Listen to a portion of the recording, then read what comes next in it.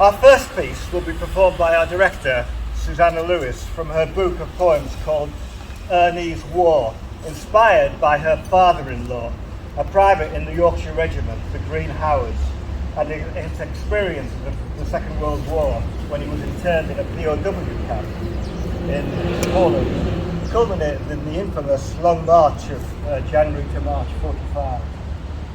Now Neville Chamberlain, who was dead, Downing Street. This morning, the British ambassador in Berlin handed the German government a final note, stating that unless we heard from them by 11 o'clock, that they were prepared at once to withdraw their troops from Poland, a state of war would exist between us. I have to tell you now that no such undertaking has been received, and that consequently this country is at war with Germany. Salty air brushes his cheeks, soft sand playing gently with his toes, breathing in the fresh cool air. He flows freely along the beach. His tired mind rests in still time, forgetting a while his tortured past. His weary arms hang loose by his side, his aching limbs carry him bravely on. Seagulls soar in the cloudless sky, swooping low, effortless in their flight, strong and determined while swimming against the wind, stopping to recall his journey, his trauma, hurt and pain. He notices footprints in the sand and remembers his reason to live. Back home, his young son is waiting for his daddy to return from the war, to hear that caring voice again, tell him bedtime stories once more. Playing in the sand at Scarborough Beach, building castles in an old tin bucket, leaving tiny footprints as a lasting memory, telling the story of a perfect day. And here across the water, on this French blood-soaked beach, this brave soldier father of one waits quietly for a miracle.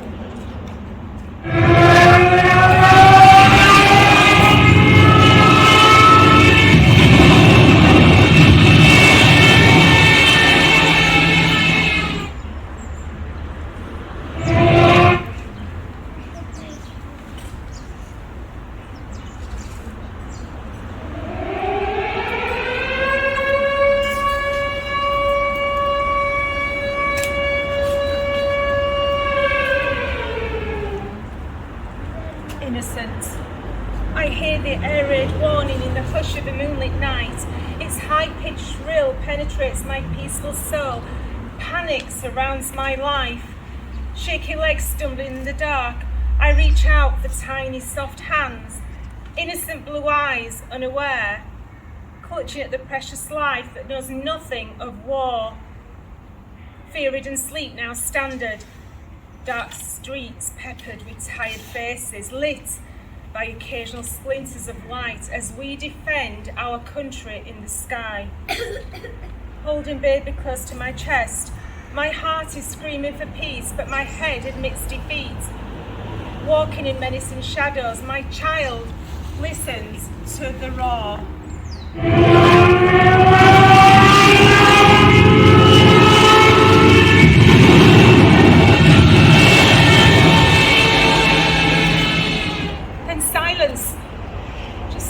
As we wait for our fate, powerless, defenceless, just a blameless child in a hostile world.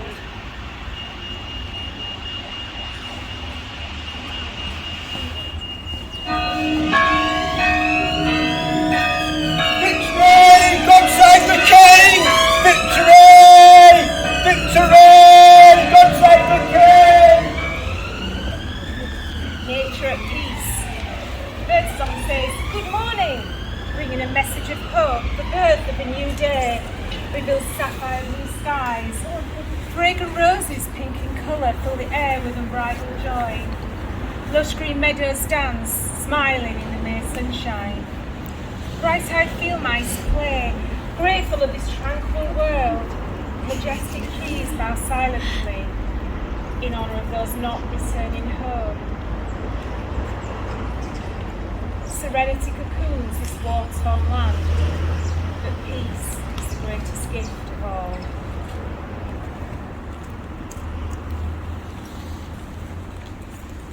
I think you'll probably agree with me that with what's happening in Ukraine at the moment, in the 21st century, for goodness sake, Susanna's poems are poignant and reflect the reality of many in Ukraine, Russia's targets.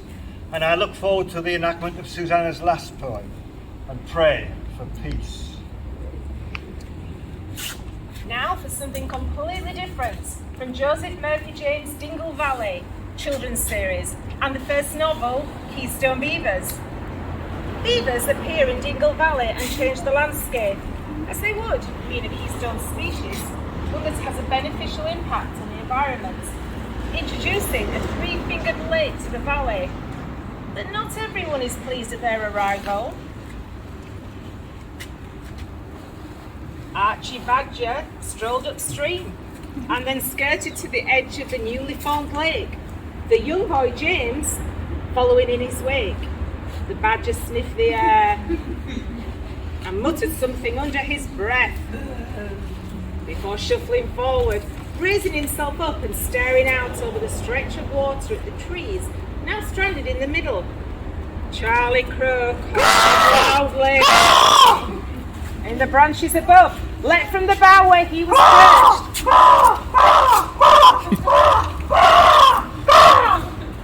and flew towards the boys and Mr. Badger, circling twice before landing on the stump of a tree felled by the beavers. What do you make of this, Archie Badger? It's a rum-do. Not sure what's happening anymore, Charlie. But Spotter the otter and Bowley the water vole are on the warpath, making my life a misery. I want something done about it. That explains why you're up so early and you're so grumpy. Grumpy? I'm not grumpy. Well, Martin Mallard thinks it's a wonderful addition, as does Colleen Coote. I've seen a mute swan family around here and not had many of those for a while. I suppose the waterfowl will like it here at the Beavers Lake, don't you think, Mr. Badger? Why are Spotter and Bowley up in arms, Archie?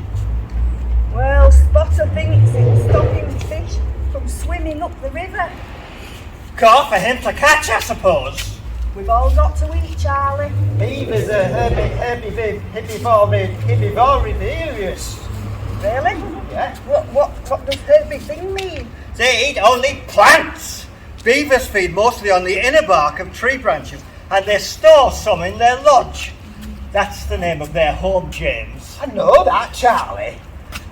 What about Bowley? What's got into him? Flood, he told me. What happens if the dam bursts? Especially when the winter rains come or we have snow melt. He's worried he'll be washed from his home. My dad told me that beavers maintain their dams well, preventing floods. That's as may be, Master James, but it doesn't look like it. Not from the state of this one. It's meant to be like that. Look at it! Water has to flow out or the lake would continue to rise. What comes in has to go out at exactly the same rate. Less and the level would fall, more and the level will rise. Beavers are good for the environment. They store water preventing flooding. They don't cause deluges. Let's not confuse the situation with facts.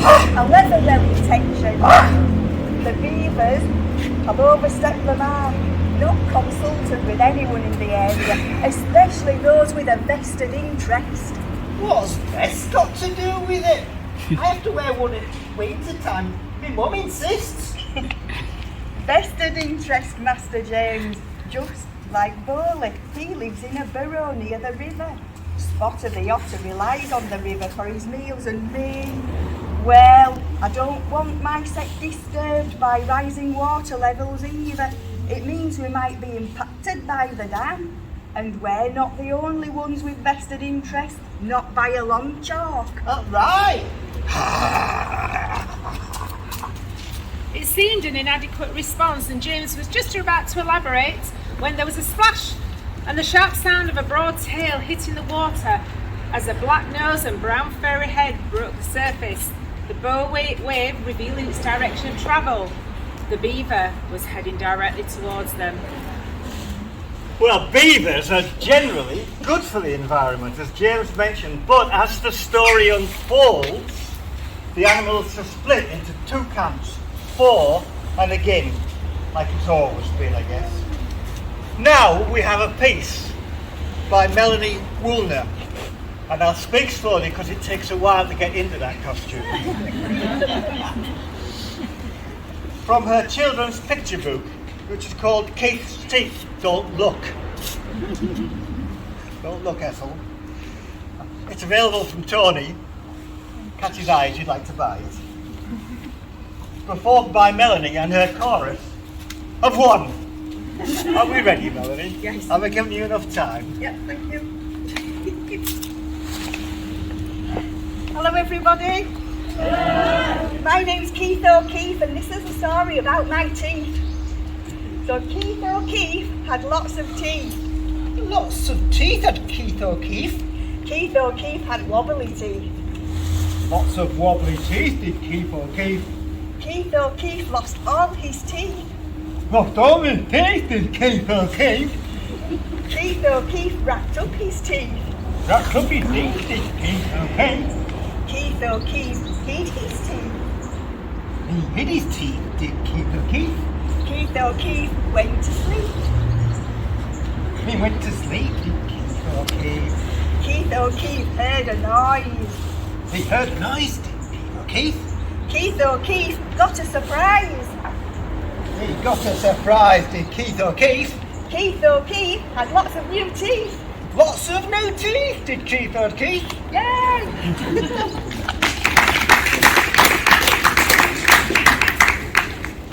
Thank you, Melanie, and if only that worked as we got older. Teeth growing again, I mean.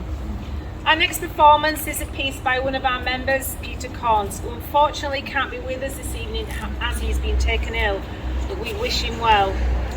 Other members have stepped in for Peter to perform a piece that first appeared in Thixton's 2010 Crime Writers Short Story Competition, where the entries each had to start with the line, "It's amazing just how much mess a shotgun makes." The tale is titled "That Is His Heart" and won first prize in the competition, and can be found in Peter's collection of short stories, Small or Far Away, available for sale today, of course, at Just Catch Tony's Eye. In this story, Graham's been running a successful art gallery in a fashionable part of town.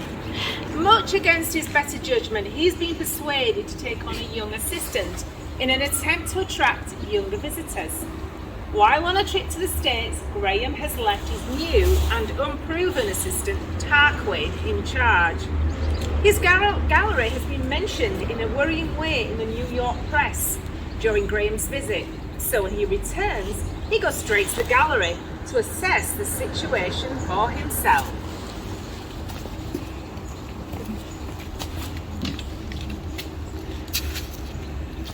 It's amazing just how much mess a shotgun makes. Well, it certainly made the news, even in New York. Ah, that's good, isn't it? I'm just not sure. Come on, Graham, just tell me what you think. Give me a second. It is very striking, isn't it? And we clean this up every few hours. And he does it again. Yeah, that's the idea. People seem to like it. In fact, I'd go as far as saying they love it. And he uses a real shotgun. It's authentic. Apart from the blood, of course. He just blasts away at the plastic bag full of red paint. But we don't tell the punters that. We let their imaginations run riot. Would you say this is authentic? Really? Okay, it's not a Turner or a Monet, but this is what the 21st century needs. But is it art? Look, there are plenty of precedents. We even have a Jackson Pollock hanging in the other gallery. Look, I know about abstract art, but this is more,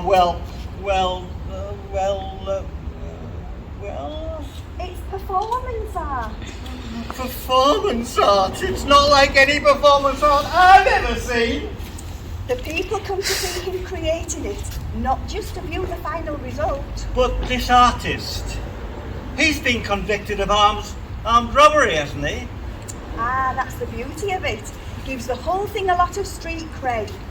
We've had some young visitors who've never been to a gallery before. Just give me a minute, Tarquin. I'm still on New York time, and this is not what I expected to find when I got back.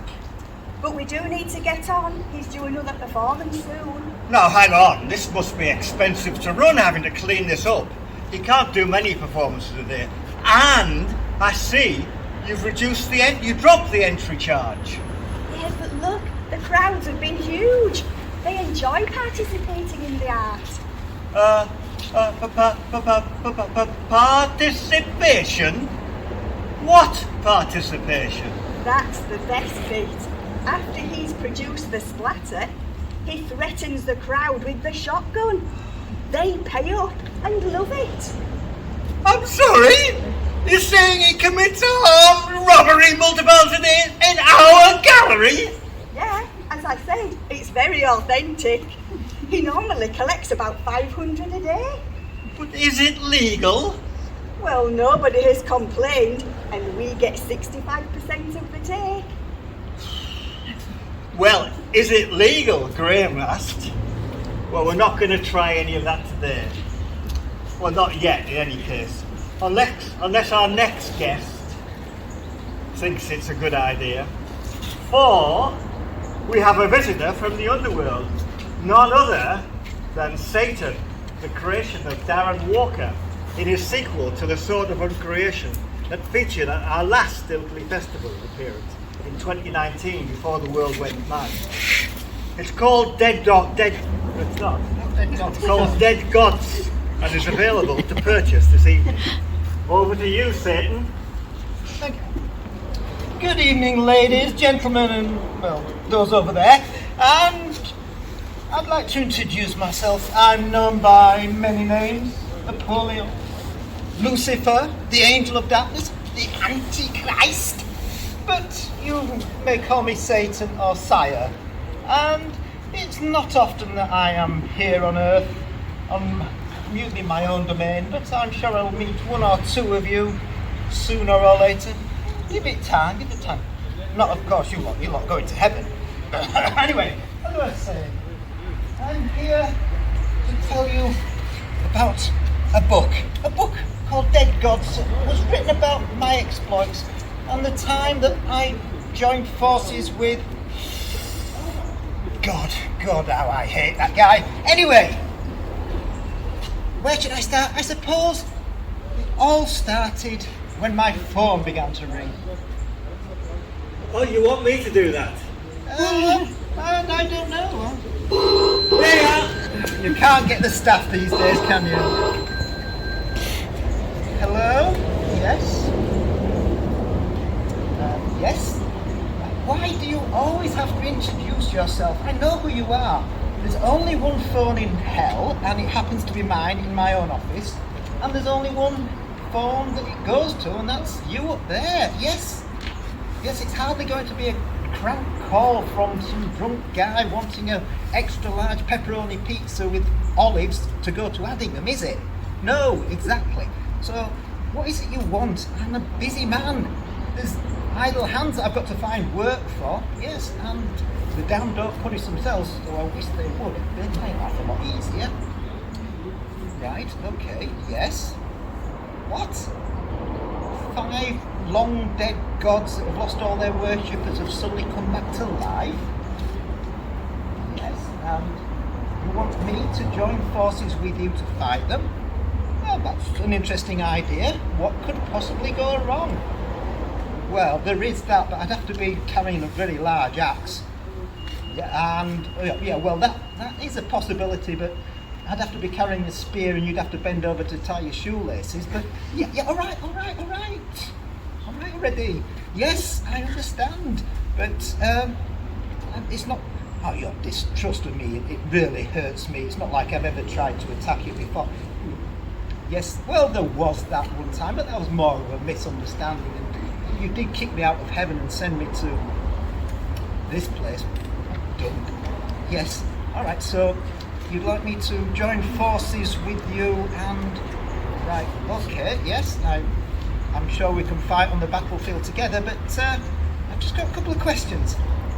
Where did the dead gods come from?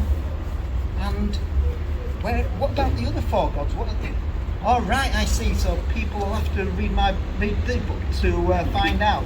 We could call it an indulgence, and they might even go to heaven.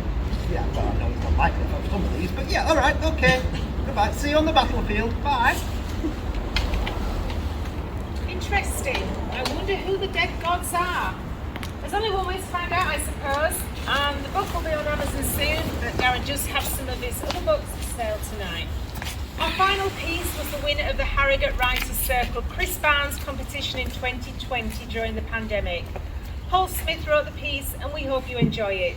It's called Alexa and starts when Julia, Andrew's long-standing wife, is heading for the hairdressers, while Andrew addresses Alexa, Amazon's piece of supposed artificial intelligence. Alexa! I'm sure she ignores me. Where are you going anyway? She's not a she. She's a piece of artificial intelligence located on a computer somewhere in the cloud. As for where I'm going, how many times do I have to tell you? Do you ever listen to me? Hairdressers. I'll be about 3 hours. Cut, colour and blow dry. Got it? Arbitrary intelligence if you ask me. Anyway, your hair looks fine. Well, you would say that, but it isn't to me. You're sorting lunch, right? Yeah, sure. See you later. Alexa? Alexa? Alexa! Alexa? Oh! What is Suggest something for lunch. ingredients would you like to use? I'm not sure. What do you suggest? I didn't understand.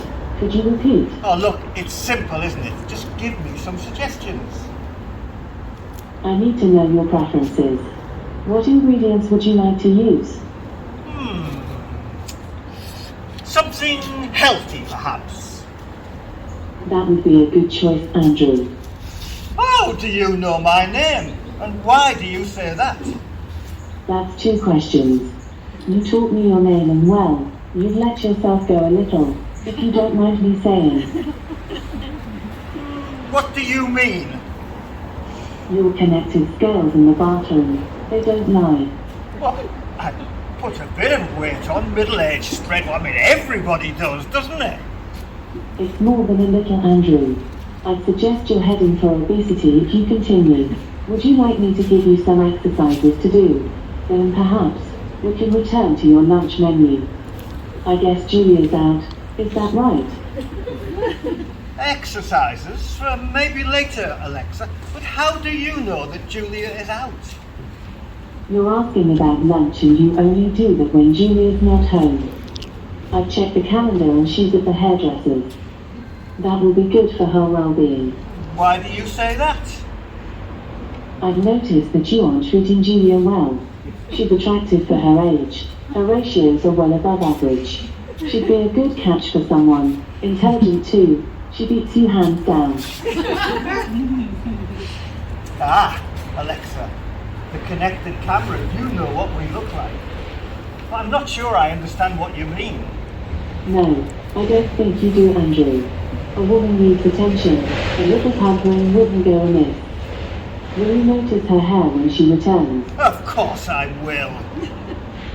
Will you mention it? Well, probably not. Do you think I should? That's hardly my place to suggest. What do you think? Well...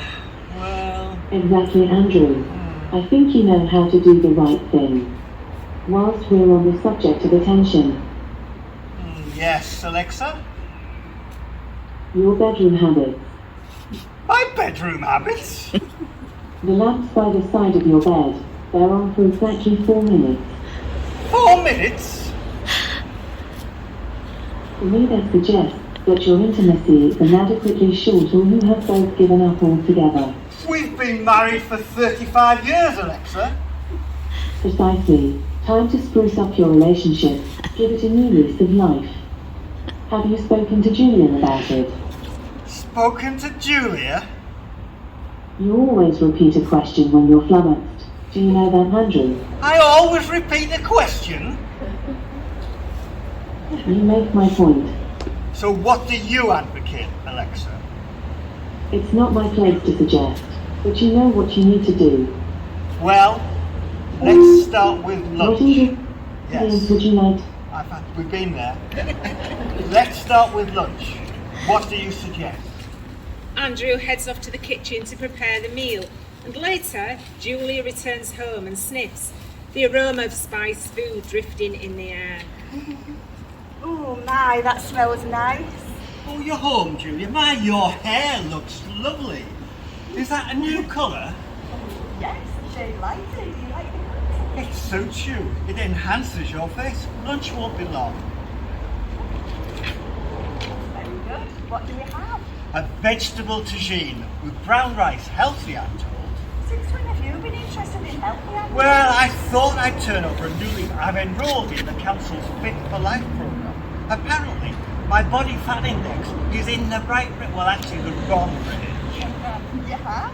Yeah, now look, go through and take a seat. I'll plate up the meal and bring it along.